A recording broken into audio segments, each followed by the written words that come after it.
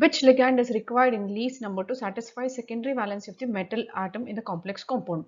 If you take the complex compound MLNX, where M is the central metal ion or the atom and L is the ligand, then this En here, that is called as a coordination number. This refers to the number of unidentate ligands surrounding the metal.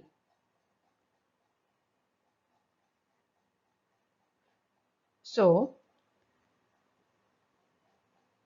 if the ligand that is going to donate a pair of electron through the single donor, then it is called as unidentate. So one pair of electron is given.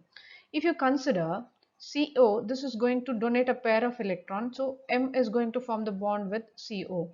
This is unidentate. And the second option which we have here is En. En stands for ethane diamine. So it's ethane 1,2-diamine. Here two nitrogens are going to donate a pair of electron to the metal. So it is a bidentate ligand. And the third option which we have here is COO minus COO minus, that's an oxalate. Here these two are going to donate a pair of electron to metal, forming a chelate complex, and again it is bidentate. And the EDTA which we have as the last option here, that is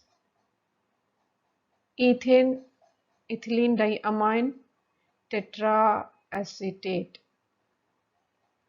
So this has totally 6 donor atoms. 2 of them are nitrogen and rest 4 are oxygen. So this is a hexadentate ligand. So due to this, all these are ligands. The given options are ligands and they are going to satisfy the secondary valency. So it's the coordination number.